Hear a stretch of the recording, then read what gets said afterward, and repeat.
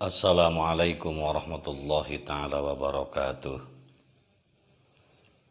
Alhamdulillahi rabbil alamin. Wabihi nasta'inu ala umurid dunya waddin. Wassalatu wassalamu ala asratil anbiya'i wal mursalin Sayyidina Muhammadin wa ala alihi wa sahbihi ajma'in. Amma ba'du. Ikhwanul muslimin wa akhwatul muslimat rahimakumullah. Seraya marilah kita panjatkan puji beserta syukur kehadirat Allah Subhanahu wa taala. Salawat dan juga salam semoga selalu senantiasa tercurah limpahkan kepada Nabi kita, Nabi besar Muhammad sallallahu alaihi wasallam. Semoga salawat dan salam ini sampai juga kepada keluarganya Nabi, kepada para sahabatnya Nabi, atba'ut tabi'in dan juga syuhada sholihin. Dan semoga sampailah juga kepada kita selaku umatnya yang selalu senantiasa mengikuti jejak langkahnya fi dunya ila yaumil jaza, kita semua mendapatkan syafaatul uzmanya. Amin ya Allah ya rabbal alamin. Ikhwanul muslimin wa akhwatul muslimat rahimakumullah. Alhamdulillah, hari ini memasuki hari ketiga bulan Ramadan, di mana kita menjalankan puasa. Semoga puasa di hari ketiga ini kita diberikan kekuatan lahir dan batin, kekuatan akal dan pikiran, kekuatan jiwa dan raga, sehingga kita bisa menyelesaikan tugas puasa khususnya di hari ini, umumnya di hari ini sampai di akhir bulan Ramadan. Amin ya Allah ya rabbal alamin. Baik, untuk kajian kali ini insya Allah saya akan memberikan sedikit pembahasan terkait masalah riya. Para jemaah hadirin wal hadirat rahimakumullah. Dalam setiap kehidupan manusia, dalam setiap kehidupan hamba Allah yang disebut dengan manusia yang mukmin, yang beribadah kepada Allah, tentunya harapan terbesarnya dari semua amal yang dilakukan oleh setiap mukminin mukminat, muslimin muslimat, syarat penting, syarat utama suatu amalan agar kiranya diterima oleh Allah Subhanahu wa taala adalah ikhlas. Cuman tampaknya amalan seseorang akan sia-sia bila tidak ada keikhlasan dalam hatinya, apalagi dalam hatinya terjangkit dalam sebuah penyakit yang dinamakan dengan penyakit riya, penyakit sombong, penyakit ujub dan juga takabur ataupun sum'ah. Masya Allah tabarakallah. Inilah yang kita harus hati-hati, disinilah yang kita harus jaga. Setiap amal kita harus betul-betul kita jaga. Setiap perbuatan kita harus betul-betul kita jaga. Dari setiap apa yang kita lakukan, biar terhindar dari ujub, takabur atau dari riya. Masya Allah tabarakallah. Sebagaimana gitu bahayanya penyakit riya. Riya ini bisa menghancurkan amal, bisa menghapus amal, ibarat debu yang ada di atas batu lalu tertiup angin. Dengan sekejap debu tersebut hilang, lenyap karena tertiup, terbawa oleh angin. Begitu pula dengan riya. Mungkin kita bertahun-tahun, belasan bahkan sampai puluhan tahun mengumpulkan amal soleh kita kepada Allah Subhanahu wa taala, datanglah riya ke dalam hati, maka seluruh pahala amal ibadah kita ini hancur lebur, tidak tersisa, terbawa oleh gelombang, oleh arus riya itu sendiri. Na'udzubillah summa na'udzubillahi min dzalik. Intinya, riya bisa menghancurkan, bisa menghapus seluruh amal ibadah kita kepada Allah Subhanahu wa taala. Nah, inilah yang harus kita jaga, inilah yang harus kita perhatikan. Bagaimana kita menghindari riya? Kenapa ria itu bisa ada hadir dalam kehidupan kita sebagai manusia yang dhaif, manusia yang lemah ketika beribadah kepada Allah Subhanahu wa taala. Dan ria pun termasuk salah satu yang ditakuti oleh Rasulullah sallallahu alaihi wasallam, sebagaimana sabdanya Rasulullah sallallahu alaihi wasallam, "Akhwafu ma akhafu alaikumus sirkul asghar." Qalu ya Rasulullah ma sirkul asghar? Qala ar-riya'u. Kata Rasulullah, wahai sahabatku, tidak ada yang aku takuti dari kalian semua. Tidak ada aku yang ditakutkan kepada umatku, termasuk umatku di akhir zaman. Tetapi yang aku takutkan darimu adalah syirik kecil. Lalu sahabat bertanya, apa ya Rasulullah yang dimaksud dengan syirik kecil? Lalu Rasulullah menjawab, ar-riya'u adalah riya. Ria ternyata termasuk kepada syirik kecil, ria termasuk kepada sombong yang kecil, musyrik kecil yang tidak nampak dan yang tidak jelas. Sebagaimana ria yang nampak dalam hati itu jauh lebih berbahaya ketimbang ria yang nampak dalam zahir. Kalau dalam zahir orang ria, orang sombong, orang takabur, orang sum'ah, ketahuan ini ria apa tidaknya. Tetapi orang yang ada riaknya dalam hati ini sungguh tersembunyi. Ibaratnya mencari jarum di atas tumpukan jerami. Betapa susah, betapa sulit mana yang riak, mana yang tidak ketika riaknya terjadi dalam hati. Tetapi ketika riaknya terjadi dalam perbuatan, dalam ucapan, dalam perilaku seseorang, baik dalam kekayaannya, baik dalam apanya, segala hal sesuatunya bisa kita pilih dan kita bisa rasakan ikhlas riak dan tidaknya. Hadirin jemaah rahimakumullah. Apakah perbuatan ria ini, apakah ada salah satu perbuatan yang dikira kita ria tetapi tidak ria? Sangat banyak. Insya Allah Al-Imam Nawawi dalam kitabnya yaitu Riyadhus Shalihin membuat satu bab dalam bab Riyadhus Shalihin dengan judul perkara yang dianggap manusia sebagai ria namun ternyata itu bukan ria. Nah, beliau membawakan hadis dari Abu Dzar radhiyallahu taala anhu. Rasulullah sallallahu alaihi wasallam pernah bersabda, ada pendapatmu tentang seorang yang beramal kebaikan kemudian dia mendapatkan pujian dari manusia? Beliau menjawab, itu adalah kebaikan yang disegerakan bagi seorang mukmin. Hadis riwayat Muslim nomor 2642. Ada seseorang yang mendapatkan kebaikan pujian, yang mendapatkan kebaikan di dunia, pujian dari berbagai manusia, dari mulai manusia sedikit sampai orang yang banyak sekali yang mengagumi, mencintai, memuji. Kadangkalanya itu tidak bisa disebut dengan ria. Itu hadiah pahala dari Allah yang disegerakan di dunia. Di antara amalan-amalan yang tidak termasuk ria adalah yang pertama, rajin beribadah ketika bersama-sama dengan orang soleh.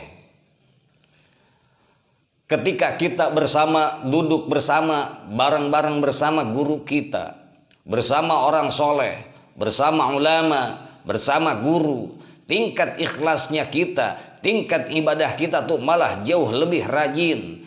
Ibadah kita jauh terasa nikmat, ibadah kita jauh terasa kualitasnya lebih bagus. Kenapa demikian? Karena dengan siapa kita duduk, dengan siapa kita berbarengan, itulah berkah dari ulama, itulah berkah dari guru. Dan ini ketika kita merasakan hal demikian, bukan termasuk ria yang kita lakukan ini, karena hal demikian adalah berkah-berkahnya.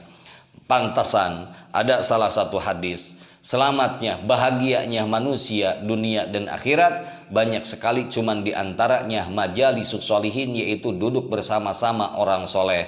Ketika duduk bersama-sama orang soleh, niscaya kita akan mendapatkan berkah dari kesolehan orang tersebut. Berkahnya itulah yang membawa kita menjadi khusyuk beribadah, menjadi meningkat keimanan kita, menambah rasa keimanan dan keyakinan kita kepada Allah Subhanahu wa taala.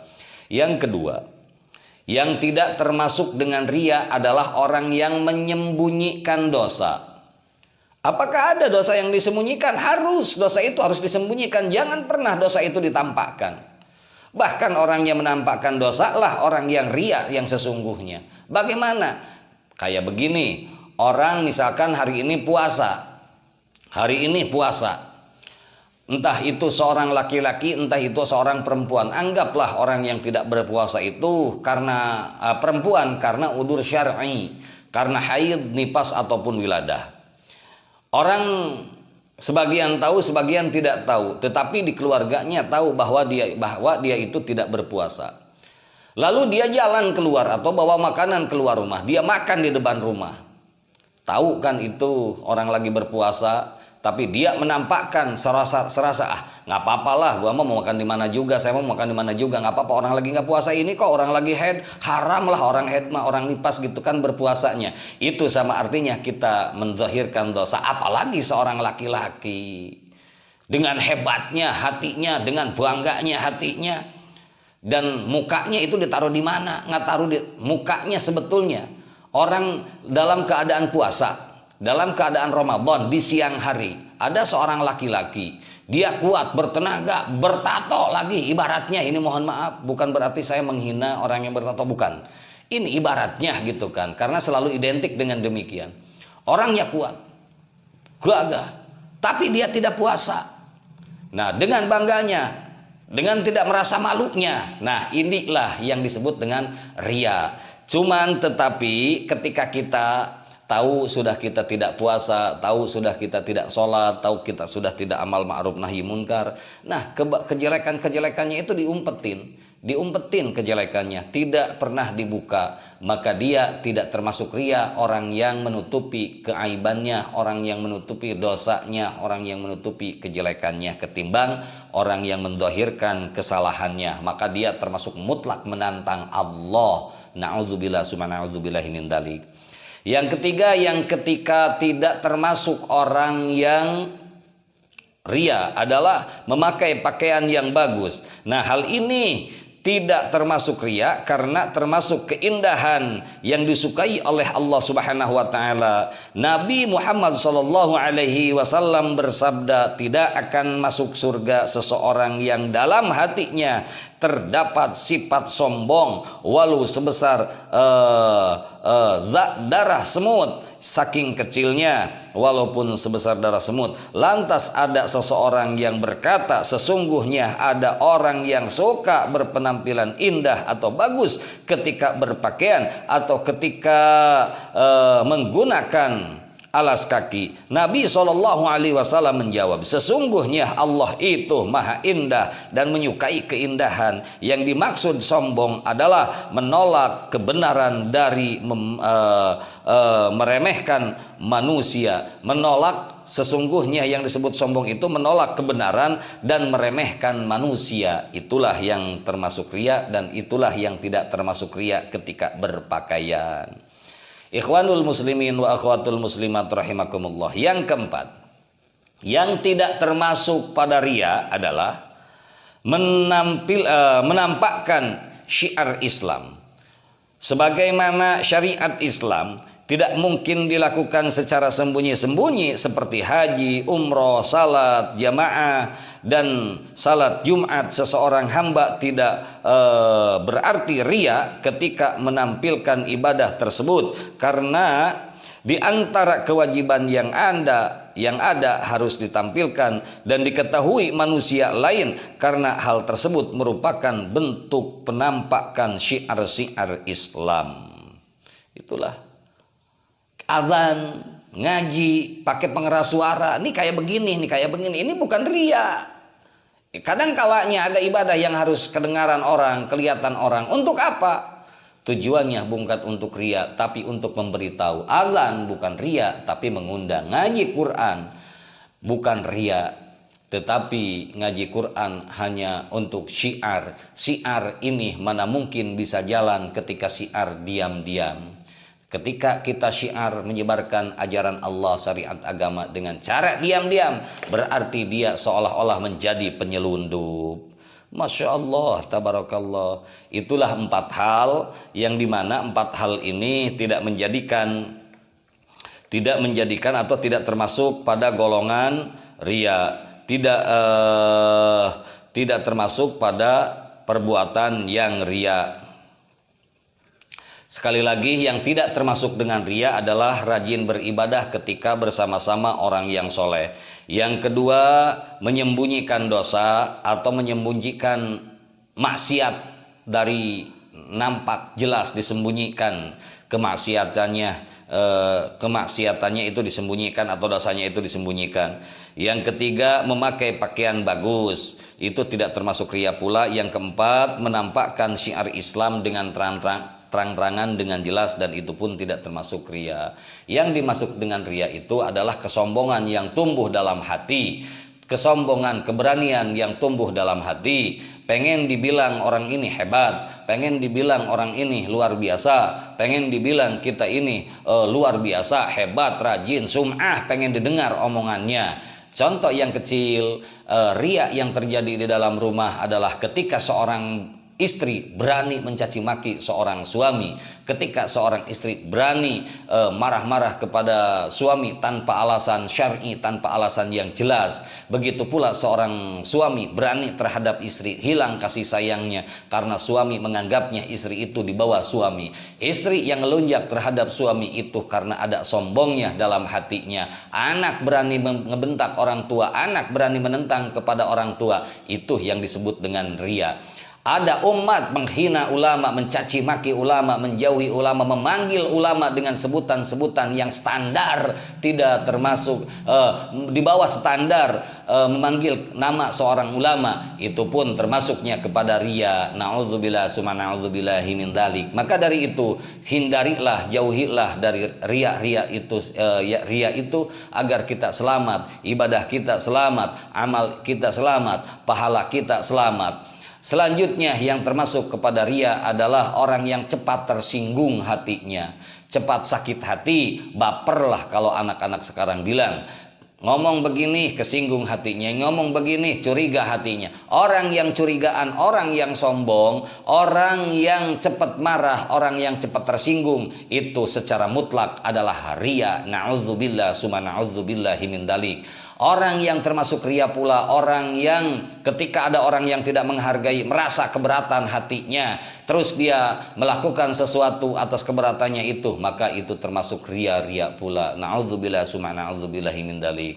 Hadirin jamaahul hadirat rahimakumullah. Semoga di hari yang ketiga puasa ini, ketika kita dijauhkan dari ria, kita dijauhkan dari sum'ah, kita dijauhkan dari sombong, kita dijauhkan dari semua yang Allah benci dan Rasulullah benci. Semoga kita diselamatkan dari hari ini sampai akhir saum nanti dari sesuatu yang akan merusak pada amal ibadah kita. Amin ya Allah ya rabbal alamin. Insyaallah materi untuk kuliah pagi hari ini dicukupkan sekian. Insyaallah besok di hari selanjutnya kita bisa bertemu lagi. Lillahi bisabilillahil haq. Assalamualaikum warahmatullahi wabarakatuh.